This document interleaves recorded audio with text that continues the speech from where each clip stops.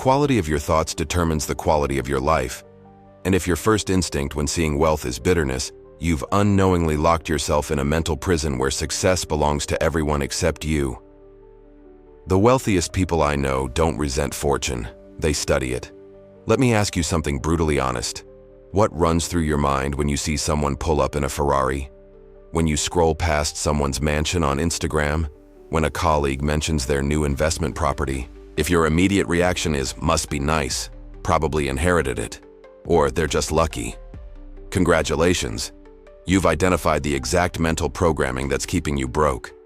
And I don't say that to insult you. I say it because I've seen this pattern destroy more financial futures than bad investments ever could. I'm Franklin. I've run multiple businesses, managed hundreds of employees over 8 years, and spent 15 years as a financial advisor and consultant.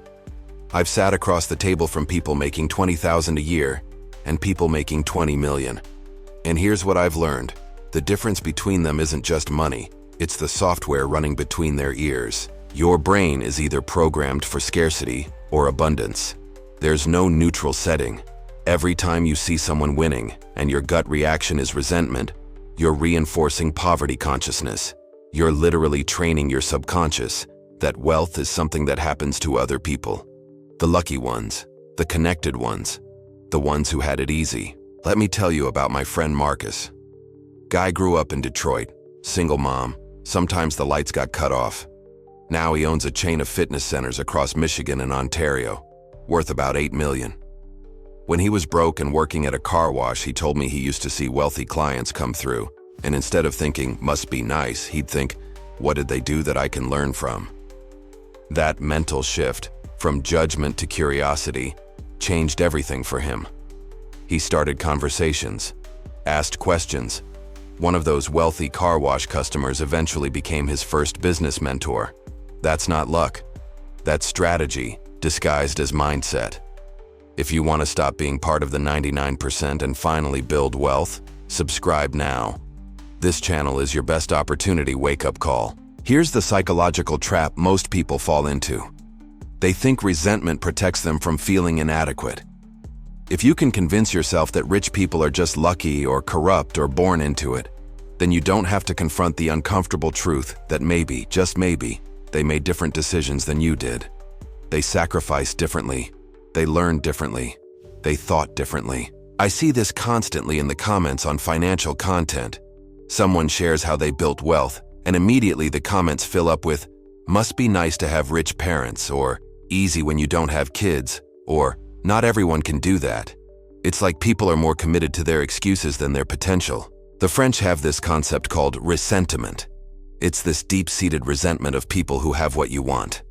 The philosopher Nietzsche wrote about it. It's when you can't achieve something, so instead of trying harder, you decide that thing is actually bad or immoral or not worth having. Poor people do this with money all the time.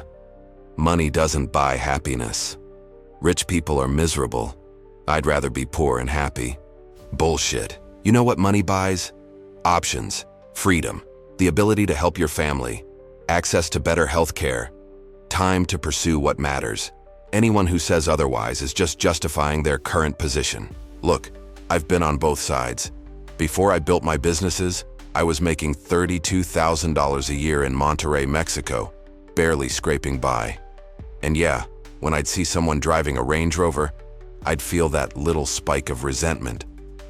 But then I read a book that changed my perspective entirely, The Psychology of Money by Morgan Housel. One line hit me.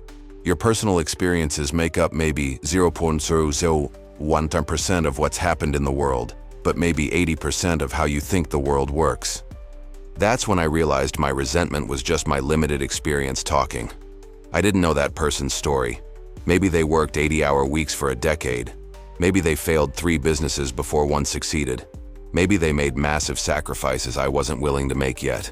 Mid-content subscription request. Listen, I need to pause here for a second. My team and I spend dozens of hours every week researching, scripting, and producing this content. We interview millionaires. We read the books. We break down complex financial concepts into practical advice. Why?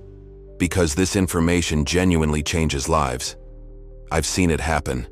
If you're getting value from this, If something I've said has already shifted how you think about money, do me a favor and hit that subscribe button. It encourages our work and ensures you don't miss the content that might completely transform your financial future. We respond to subscribers first in the comments, so you'll get priority access to more personalized guidance. Now, let's talk about reprogramming this mental software. Because awareness is only step one. You can't just decide, I won't be resentful anymore, and expect it to stick. Your subconscious has been running these programs for years, maybe decades. Here's what actually works. Start practicing what I call wealth recognition. Every time you see someone with visible wealth, force yourself to think, good for them. I wonder what they did to get there. That's it. Simple, but powerful. You're interrupting the resentment pattern and replacing it with curiosity. I had a client in Vancouver, let's call her Sophie, who did this religiously for 6 months. She was a school teacher making $48,000 a year, buried in student debt, and she admitted she had massive resentment toward wealthy people. I told her, every single day, find 3 examples of wealth and bless them. See a nice car? Good for them. Hear about someone's vacation home? Good for them. Someone gets promoted? Good for them. She thought I was crazy, but she did it. And she told me that around month 4, something shifted. She stopped seeing wealth as finite, like someone else having it meant less for her. She started seeing it as proof of what's possible. 2 years later, she'd started a tutoring business that grew into an educational consulting firm. She's now making over $200,000 a year. The money followed the mindset shift, not the other way around. Here's another exercise. Find 3 wealthy people and study them. Not celebrities, actual people you can research properly. Read their biographies, watch their interviews, understand their journey. I guarantee you'll find more struggle, more failure, and more persistence than you expected. That Range Rover didn't appear by magic. There's a story behind it, and that story contains lessons you can apply. One of my favorite examples is Sarah Blakely, founder of Spanx, billionaire now. But before that, she was selling fax machines door to door in Florida. She got rejected constantly. When she finally created Spanx, she had $5,000 in savings and no business experience. She got told no by manufacturer after manufacturer. But she didn't look at successful entrepreneurs with resentment. She studied them, learned from them, and built something remarkable. The wealthiest people I know personally, the ones managing portfolios worth 8-9 figures, they're all voracious learners. They read 50-60 books a year. They attend seminars. They hire coaches. They understand that mindset is the foundation everything else is built on. You can have the best business plan in the world, but if your mental programming says, wealth is for other people, you'll sabotage yourself every single time. So here's my challenge to you. For the next 30 days, monitor your thoughts about wealthy people. Every time resentment or judgment pops up, write it down. Then consciously replace it with curiosity. What can I learn from this? What did they do differently? How can I apply their principles to my situation?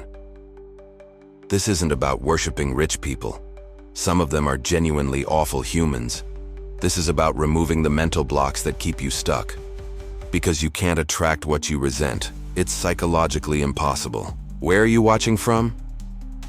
Drop your location in the comments. I love seeing our global community.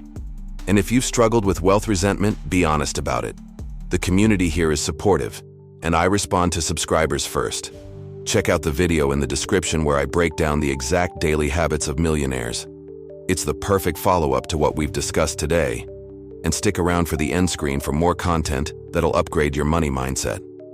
Remember, your first thought when you see wealth reveals everything about your financial future. Make sure it's the right thought.